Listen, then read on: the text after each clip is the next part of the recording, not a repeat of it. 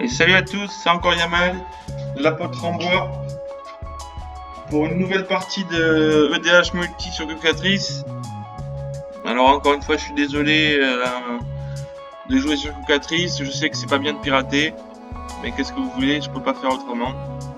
Si vous pouvez jouer sur MTGO, je jouerai sur MTGO. En attendant, je suis bien content que Calcatrice existe. D'ailleurs, si vous jouez sur Calcatrice, que ça vous intéresse, n'hésitez pas à me mettre dans vos amis ou à venir tout simplement.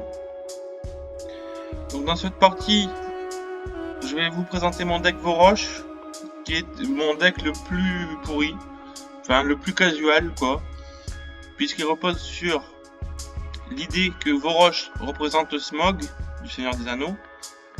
Donc vous verrez peut-être quelques cartes qui sont inspirées du Seigneur des Anneaux. Alors je vais lancer la partie.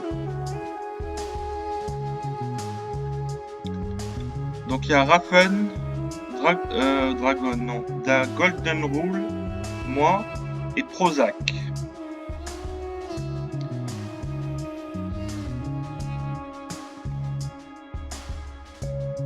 Donc on va voir un peu quels sont les légendaires. Alors lui il joue Progenitus, un choix plutôt ambitieux.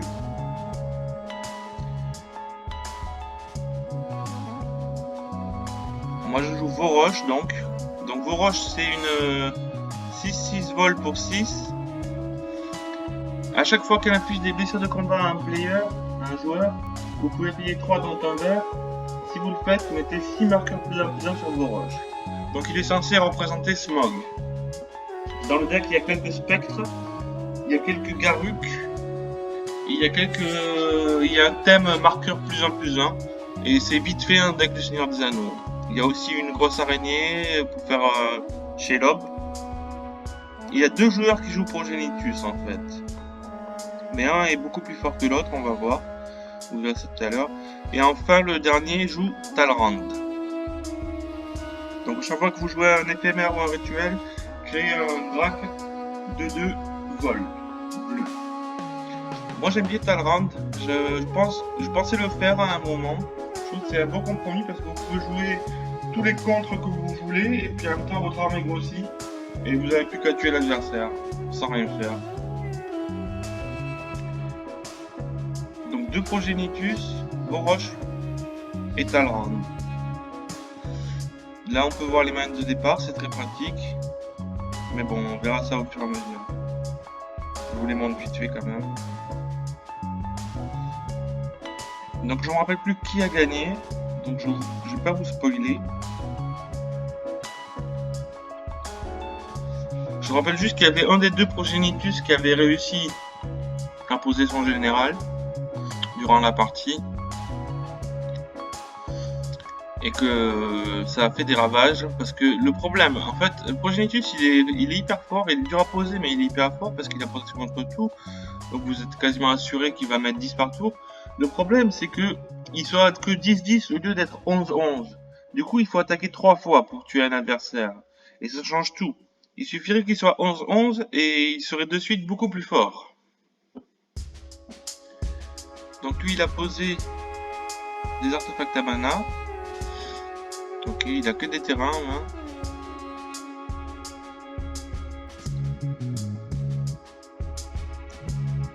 Bon, je vous préviens encore une fois, c'est une partie un peu longue. En début de partie, il se passe pas grand chose, donc je vais vous parler de mon deck Voroche. Donc au début, je voulais faire un deck avec un dragon légendaire, et je savais pas trop lequel utiliser. J'ai regardé un peu, j'ai vu lesquels étaient intéressants. J'ai trouvé que celui-là était pas trop mal. Donc je me suis dit, je vais faire un deck Voroche. Et puis je vais mettre des spectres. J'ai eu l'idée de mettre des spectres. Parce que je trouve que personne ne les joue. Et pourtant, ça reste des bonnes créatures souvent. Et après je me suis dit ça pourrait être Smog et les Nazgûl quoi. Donc j'ai rajouté une araignée pour faire Shelob. J'ai rajouté quelques trucs par-ci par-là sur le thème des Anneaux. Et puis j'ai rajouté tous les Garruk qui existaient à l'époque. Car ce deck n'a pas été mis à jour depuis 2015. Et j'ai rajouté un thème marqueur plus 1+1 qui peut être très utile par exemple sur celle-là. Cette carte je l'adore, c'est ma carte, c'est franchement une de mes cartes préférées à ma vie. Elle est en traversée des îles et quand elle affiche des blessures à un joueur, vous pouvez piocher autant de cartes. Autrement dit, il suffit de la booster un peu et puis c'est parti mon kiki quoi. Donc là j'ai quoi pour la booster? J'ai ça, il donne +3/+3, Trample Regenerate. Et lui surtout, alors tiens, encore une carte sur le thème du Seigneur des Anneaux, un Ant.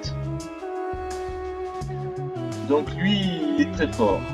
Il a, en général les gens n'essayent même pas de le tuer, alors que pourtant c'est vraiment une menace quoi. Donc je vous dis, il y a un thème marqueur +1/+1 dans ce deck. Et puis vos roches, c'est comme ce que je vous disais sur Progenitus qui est obligé d'attaquer 3 fois. J'ai calculé que si il met 6 puis 12, ça fait 18. Donc il suffit d'une croissance gigantesque et en 2 attaques il est mort. Il fait 21 blessures du commandeur. Donc j'ai rajouté des trucs qui donnent +3/+3. J'ai une croissance gigantesque, pas mal de trucs qui ne sont pas joués et qui ont pourtant qui font toujours leur petit effet. Croissance gigantesque, ça reste un combatric vraiment bien quoi, vraiment puissant. Et pourtant, plus personne ne joue cette technique, quoi. Ça permet de faire un bloqueur surprise, d'être plus fort que celui qui nous bloque, ou simplement de faire 21 blessures du commandeur.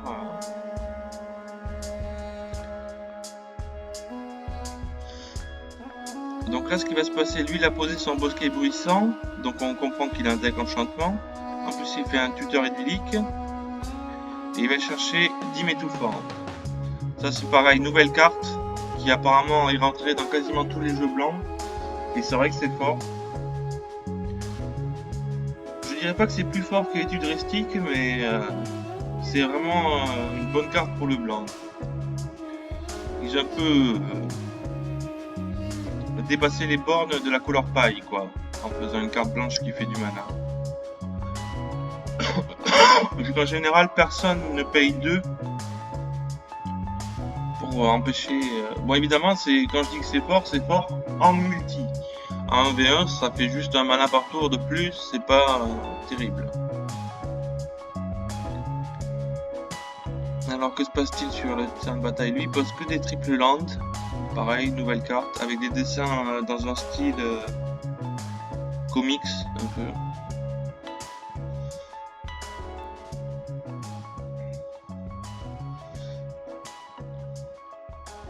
Moi je pose ma Selkie.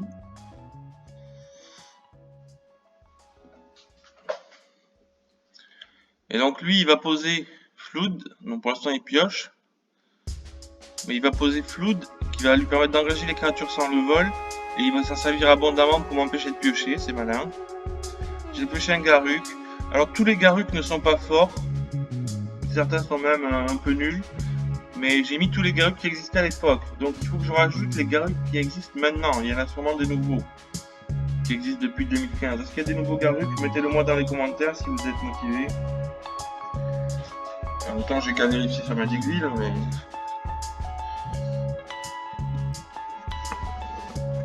Est-ce que ça vaut la peine de mettre tous les Garruk qui existent dans un seul deck? C'est la question, ouais, c'est juste pour le fun quoi. Moi je vous dis, je joue pour le fun. C'est ça qui est le plus important. Enfin, c'est pas ce qui est le plus important. C'est ça qui m'a fait aimer Magic au départ quoi. Donc là, que va-t-il faire, Talrand? Il joue Flood comme j'ai dit. Et il va faire que d'engager mes créatures pour m'empêcher. Parce que moi je vais jouer, bon je vous spoil pas, mais je vais jouer l'ancien pour booster la Selkie. Et il va me l'engager avec son Flood. Donc voilà ce qui se passe pour l'instant. Progenitus n'est pas prêt d'arriver, mais comme il a la dîme étouffante, on va tous essayer de l'empêcher d'arriver à avoir assez de mana pour jouer Progenitus. En payant à la dîme. Mais malheureusement ça ne marchera pas. Il arrivera quand même à jouer Progenitus.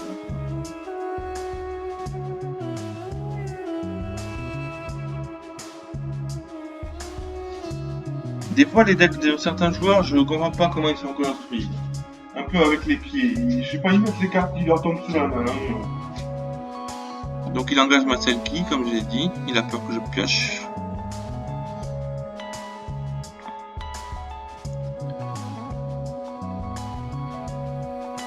Garruk ne fait pas vraiment partie du thème Seigneur des Anneaux. À la rigueur, on pourrait dire comme c'est un rôdeur que ça serait Aragorn. Mais Aragorn ne ressemble pas trop à Garruk, je trouve. C'est pas vraiment le même genre. Garruk est un rôdeur devenu vert noir, alors que Aragorn n'est pas du tout vert noir, il est plutôt vert blanc. Et en plus, Aragorn est un roi. Garruk n'est pas le roi de quoi que ce soit, à ce que je sache. Donc là, je joue l'ancien, en me disant qu'il va bien finir par se lasser, avec son flood, et que je pourrais taper avec ma Selkie. Donc voilà, la partie s'engage comme ça. Je vous dis, j'ai sélectionné cette partie parce que je l'ai trouvée relativement intéressante. Bien que Voroche, au début, je voulais vous présenter Aurélia en second, après vous avoir présenté Mayael. Mais il s'est trouvé que c'est Voroche qui a trouvé une partie intéressante. Donc j'ai gardé ça là. J'espère que vous avez regardé les autres vidéos et que ça vous a plu. Pour l'instant je débute, donc excusez-moi s'il y a des imperfections. Déjà j'ai baissé un peu le son de la musique. Normalement elle est moins forte.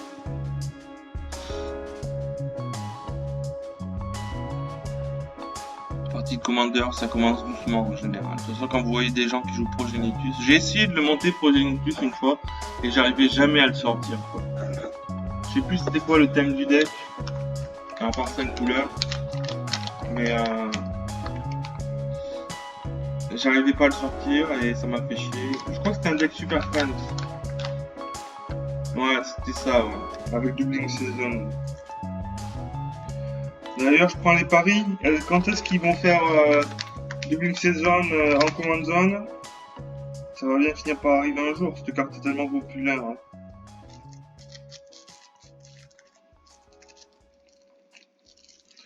Par contre, le problème du deck Super Friends, c'est qu'il coûte cher. Parce que les arpenteurs, c'est tous des mythiques. Enfin, plus maintenant d'ailleurs. Mais à l'époque, c'était que des mythiques. Et ils coûtaient tous au moins 20 € quoi. Donc là, il a fait du mana. Donc, ah oui, il a fait un artefact qui fait 5 mana. Et c'est ça qui va lui permettre de jouer Progenitus. Là, j'ai boosté ma Selkie avec l'ancien. Donc l'ancien, si vous connaissez pas, c'est à chaque fois qu'un joueur joue un sort, vous mettez un marqueur +1/+1 dessus. Et au début de votre entretien, vous pouvez déplacer ces marqueurs sur d'autres créatures que vous contrôlez. J'essaie de traduire les cartes le plus possible. Et lui, il a joué ça.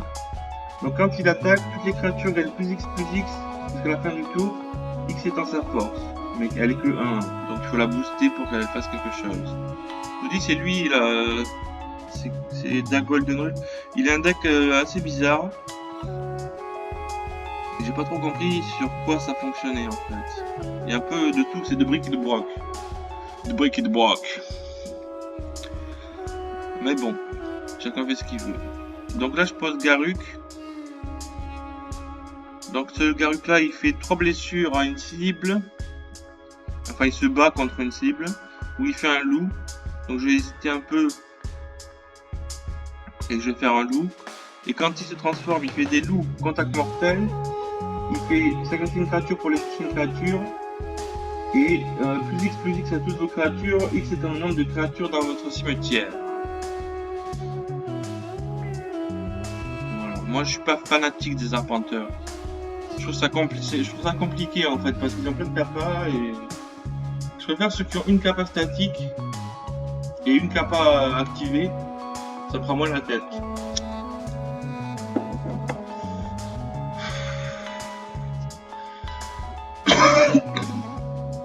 D'ailleurs, je jouais à l'époque où les arpenteurs sont apparus, puisque j'ai un Jace Beleren.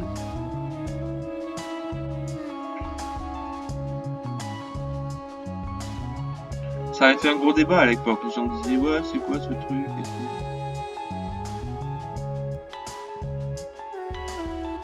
Ouais, enfin bref. J'ai un rite de réplication en main et je crois qu'il y a quelqu'un. Et lui aussi, il a un rite de réplication. Ça, c'est vraiment une bonne carte de DH. Quand je vous disais, si vous avez regardé ma vidéo précédente sur ce qu'il ne faut pas faire en EDH, Voilà un exemple, rite de réplication. Ça coûte 9, mais vous mettez 5 copies de la créature ciblée sur le champ de bataille. Ça, c'est une carte de commandeur. Alors là, je peux le faire sur la Selkie ou sur l'ancien, par exemple, quand j'aurai le mana, évidemment. Et puis ça va faire quelque chose, quoi. On joue pas en commandeur pour jouer des saisies dépensées et des sinkholes. Enfin bref. Donc lui, il attend juste d'avoir un peu plus de mana pour jouer Progenitus et commencer à nous boiter. Ouais, la partie est pas si longue que ça finalement. Moi j'ai que ma Selkie, mais elle ne marche pas parce que lui me l'engage à chaque fois. Lui va poser Talrand, je pense. Attends, j'accélère parce que là je vois qu'il fait rien pendant un bon moment. Qu'est-ce qu'il a qui poste en dessous aussi là? Oui, il poste Talrand finalement.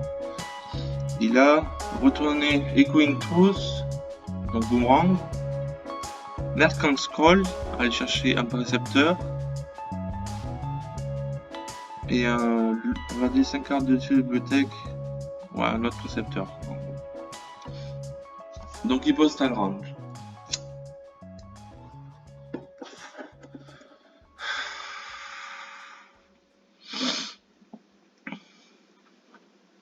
J'ai vu sur les forums et en traînant sur internet qu'il y avait des joueurs qui déploraient qu'en commandant multi il y avait trop de politique et que ça gâchait le jeu, quoi. Moi, alors, je suis pas d'accord. Moi, je trouve que la politique, ça fait partie du jeu en multi.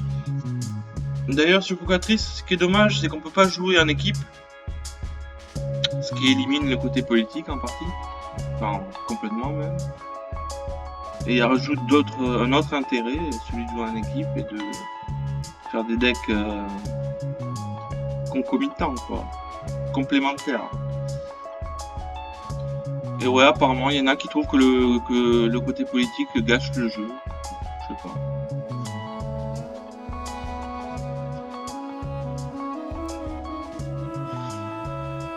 Donc là, pour l'instant, personne ne se méfie. Lui, il commence à poser des Drake. Moi, je booste ma Selkie dans le vide. D'ailleurs, je vais booster le loup pour changer un peu au prochain tour. Lui, il a ça qui sert à rien. Quand soudain... Pourquoi il se passe rien là?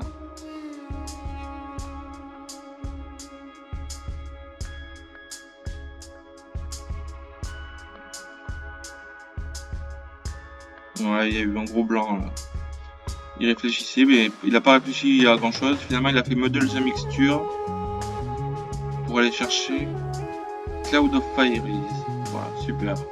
Ça valait bien le coup d'attendre 10 minutes pour ça. Et voilà, Progenitus arrive sur le champ de bataille. Donc là, la menace est sérieuse, quoi. Bon, en même temps, il lui faut en tout 3 attaques chacun, sachant qu'on ne pourra jamais bloquer, ni le contrecarrer, ni lui faire quoi que ce soit. Donc on a encore de la marge. On n'est pas encore complètement paranoïaque.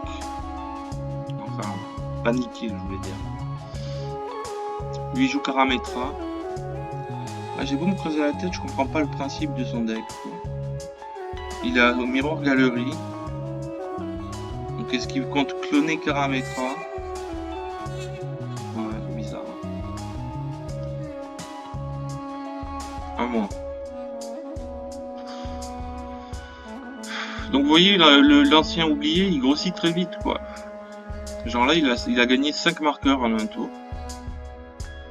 Donc je vais faire passer le loup à 5-5 et la Selkie à 5-5.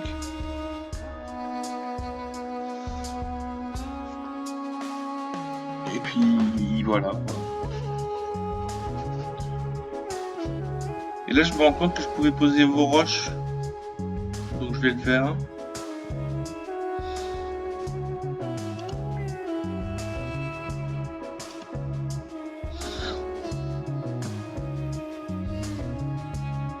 J'ai Fauna Shaman mais j'en ai pas besoin, vu que Garruk peut le faire déjà la même chose. C'est-à-dire sacrifier une bête pour aller chercher une bête. Puis il n'y a rien que j'ai envie de sacrifier de toute façon. Là j'hésite entre tuer celui-là en me disant qu'il y a quelque chose derrière et tuer Talrand. Et puis finalement je vais tuer Talrand. Sur les conseils de Raven un peu. Avec Garruk. Donc il fait 3 blessures à une cible. Du coup il se transforme. Il va pouvoir faire des loups contact mortel. Qui est une bonne capacité toujours utile.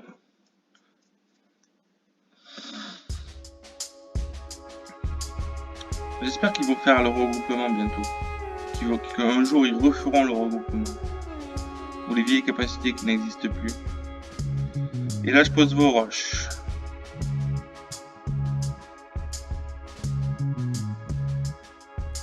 Qui est quand même assez fort.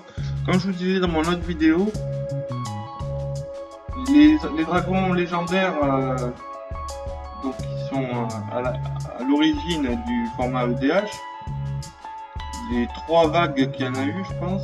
Il y a eu les anciens de Legends, après il y a eu ceux d'Apocalypse, et après il y a eu ceux avec les couleurs opposées. Il y en a quelques-uns qui sont vraiment pas mal, il y en a quelques-uns qui sont vraiment pourris, je pense à Dromar par exemple. Si vous connaissez Dromar le Banisher, ben il est nul. Celui-là est pas spécialement fort, il devient 12-12 ou 18-18 même après. Mais bon, j'avais envie de jouer sur l'Itaï et voilà. Je vous dis comme c'est Smog quoi. Bon, faut s'imaginer que c'est Smog. Ça doit être Gollum en fait. C'est la femme de Gollum. La fiancée de Gollum quoi. Donc là que se passe-t-il? Lui il a créé plein de trésors. De toute façon c'est fini, son général est arrivé en jeu, il a plus besoin de...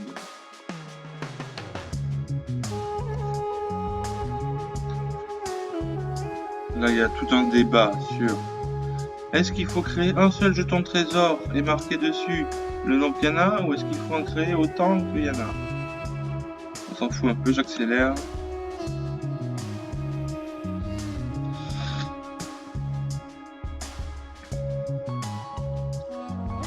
Ah ouais, des fois il y a des temps morts, c'est pratique de pouvoir accélérer. Je pense qu'ils ont bien géré leur coup quand ils ont fait le programme de Bocatrice. Moi je préfère avoir plein de trésors aussi, qu'en avoir un seul avec marqué dessus combien il y en a. Et là il fait Echoing Truth, ça c'est pas mal, parce que ça bounce un permanent et tous les permanents qui ont le même nom. Donc tous les trésors sont retournés en main, et comme c'est des jetons, ils sont du coup détruits. Mais de toute façon c'est trop tard, Progenitus était là quoi, c'était avant qu'il fallait le faire. Et pour la peine, il va l'attaquer à lui, je pense.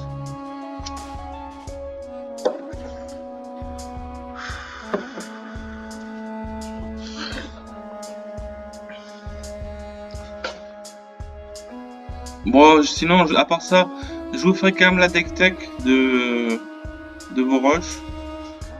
Mais bon, c'est vraiment un deck pour le fun, il n'est pas compétitif du tout. Il lui renvoie en main sa dîme. Mais bon, ça sert à rien, c'est trop tard.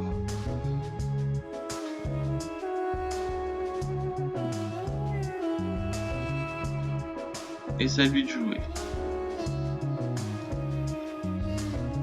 Sachant qu'il a un Grasp of Fate, donc qui permet d'exiler un permanent. Pour chaque adversaire. Ah, c'est pas mal ça. C'est mieux que Cercle de l'Oubli. Donc 3 permanents en tout, il peut exiler. Et bon, je crois que je me rappelle qui a gagné la partie, mais c'était serré, vous allez voir ça. Il y a eu une belle bataille pour la victoire à la fin. Qui va-t-il attaquer? Il attaque, ben voilà, Talrand. Fallait pas le chercher. En général, c'est ça, la politique, ça se limite souvent à qui m'a attaqué le dernier, mais j'attaque celui-là, et puis voilà. Et en plus, il a... Ah oui, ça c'est... Ah, je me rappelais plus de ça. Il a joué Exalted et double initiative, non, 2 phases de combat. Donc il va pouvoir le tuer en un coup, puisqu'il va être 11-11 et après 12-12. Ce qui fait 23 blessures du général. Donc il a pensé à ça, à ce que je vous disais sur les blessures de commandeur de Progenitus. Et il a mis de quoi le booster, malgré sa protection, parce que c'est pas évident de booster une créature qui a protection contre tout.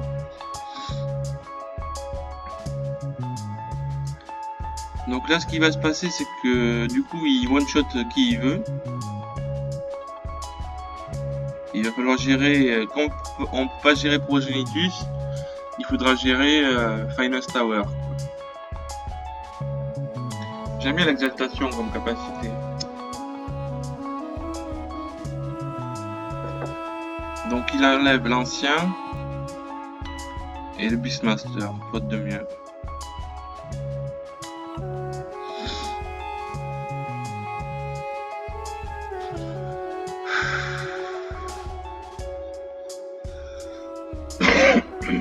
Pardon.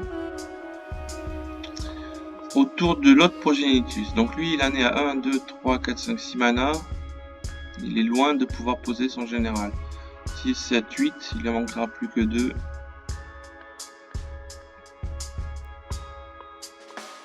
Je sais pas pourquoi il a mis Miroir Gallery, quoi. Qu'est-ce qu'il compte faire avec Miroir Gallery? D'ailleurs j'ai vu qu'ils ont fait un nouveau général qui fait cet effet là, Sakashima.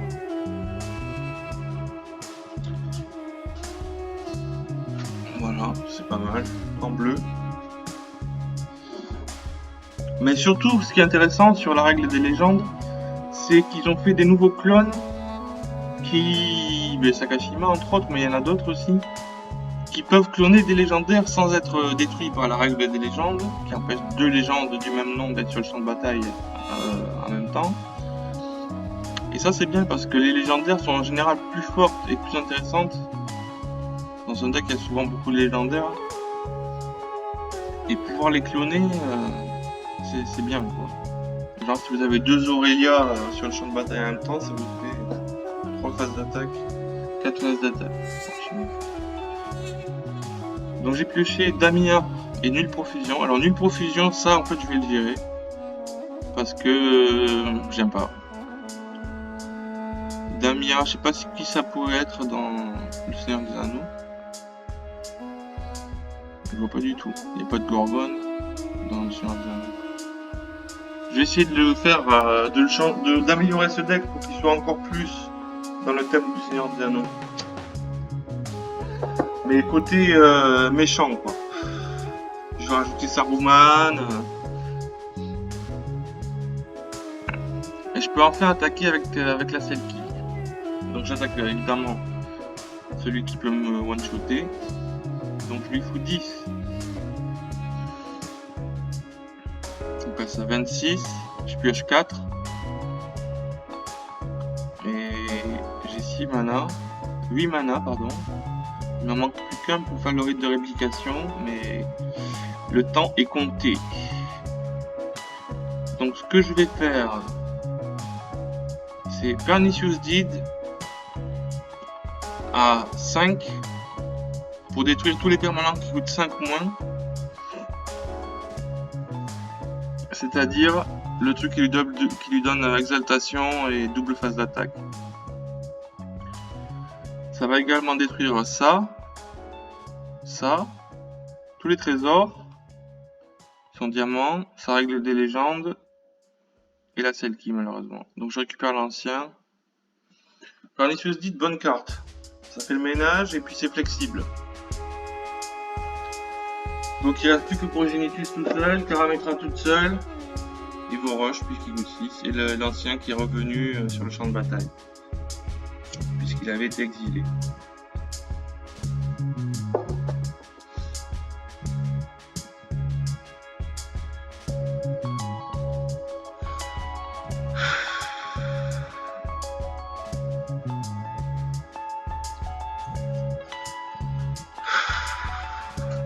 Fin de tour, je me défausse. Je me défausse de tout ce qui fait piocher, puisque j'en ai pas besoin. Avec la... j'ai cette carte en main déjà, pas besoin de plus. Bah si, tu as toujours besoin de plus, mais...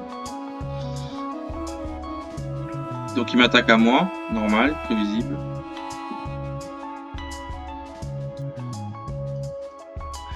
Donc du coup, il lui faut de nouveau 3 attaques pour tuer. Sachant que Voroche lui a déjà mis 6. S'il lui remet 6 et puis qu'il lui met 12, normalement j'arrive à le tuer avant qu'il me tue. Si je dis pas de conneries. Non, je crois que je dis une connerie. On va voir.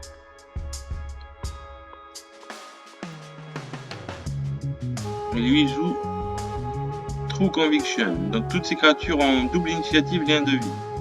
Sachant qu'il a juste une à 1, quoi. Voilà. Ça c'est du play de fou, quoi.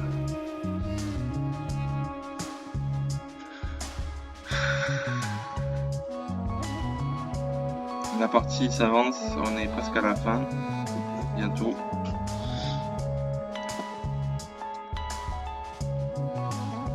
Donc Voroche passe 7-7.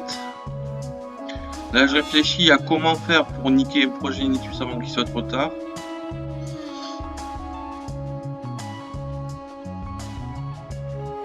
Et j'ai pas grand chose à faire. Je peux poser un prédateur qui détruit les artefacts et les enchantements. Je mets la célérité dans l'espoir d'infliger le plus de blessures possible.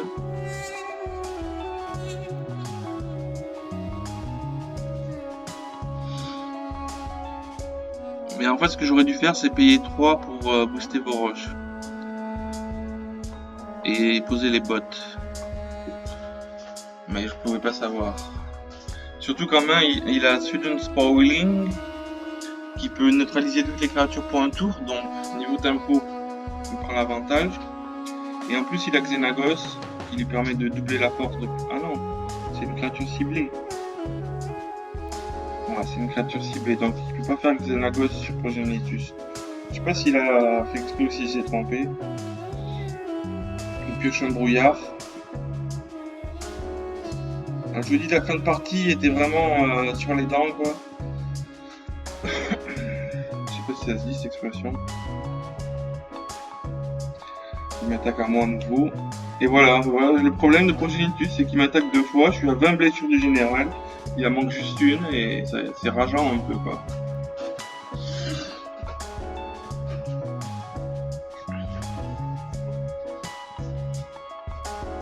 Mais bon, là vous avez un bon aperçu de mon deck. Vous avez vu un peu tout ce qu'il peut faire, des Garruk, des Selkie, Voroche qui peut se booster. Lui il fait une vie parallèle, non, Doubling Season. Pourquoi il pose pas... Ah non, il a pas, toujours pas assez, il a que 9. Il doit en avoir marre un peu de pouvoir pas poser les Progenitus.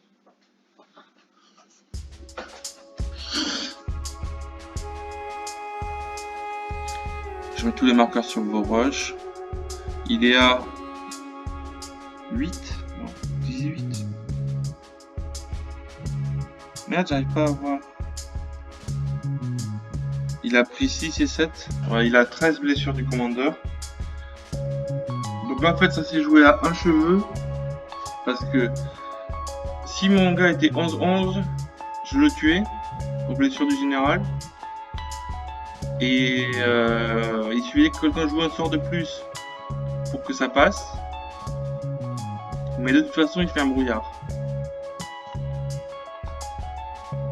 Donc, c'est bon pour lui.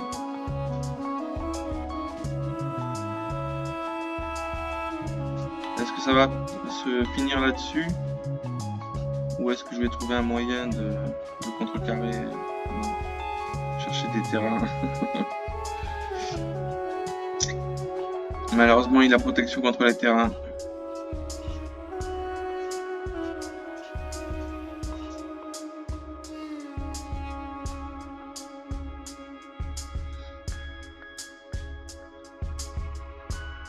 Il y a aussi des elfes.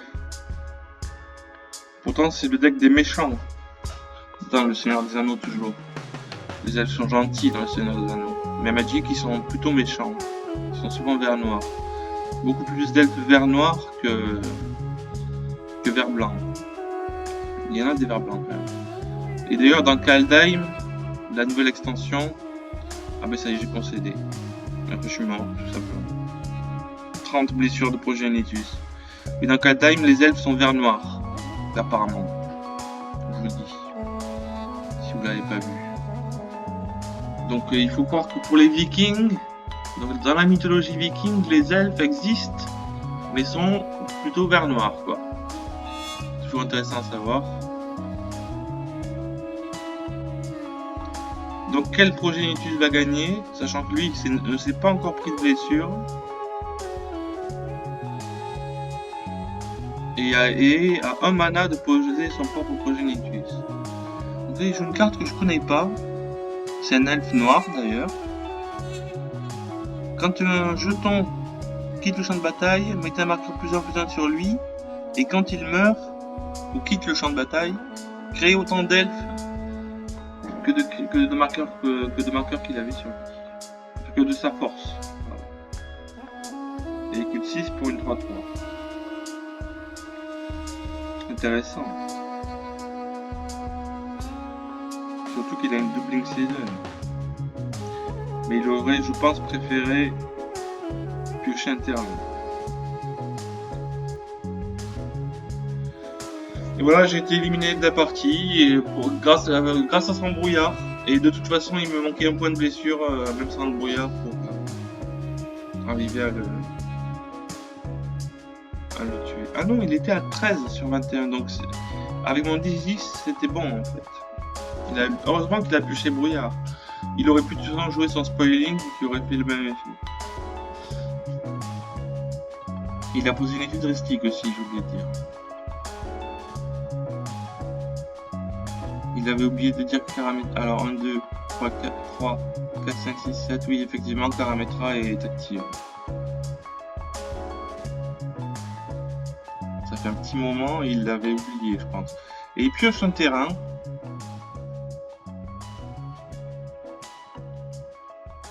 Il ne joue pas? Si, il le joue.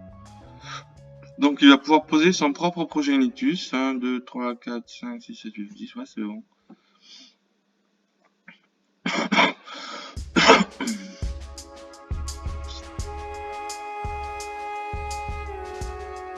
Sinon, pour dire un truc, j'ai vu qu'il y avait aussi un article sur... Ah non, il pose pas Progenitus. Il fait rite de réplication kické. Attends, 1, 2, 3, 4, 5, 6, 7, 8, 9, 10. Pourtant, il a 10. Il pourrait jouer Progenitus, mais il le fait pas. Ah oui, parce que du coup, ça va doubler. Il a un doubling season, donc il va avoir... Ça en pose 5. Il aura 11 en tout, Beastmaster. Il espère gagner comme ça. Ouais. Pourquoi pas, c'est une stratégie.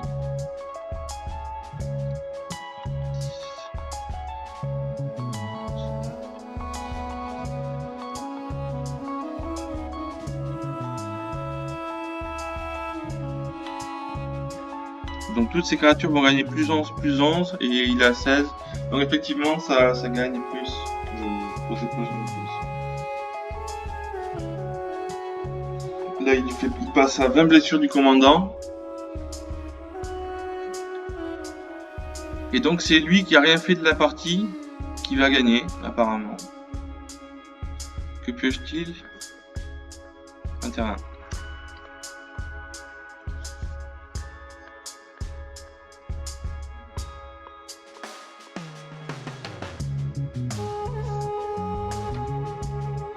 Il a Sudden Spoiling, mais toutes les créatures deviennent 0-2. Mais est-ce qu'elles boostent après être passées 0-2 ou avant? Ah mais de toute façon elles perdent toutes leurs capacités. Et du coup c'est bon, c'est lui qui a gagné. Bon c'est comme de juste, parce que si celui qui avait rien fait de la partie avait gagné, ça aurait été un peu abusé quoi. Et voilà, c'était Vorosh contre Progenitus et Talrand. J'espère que ça vous a plu. À bientôt pour la prochaine vidéo sera sûrement la deck tech de vos roches. Ciao!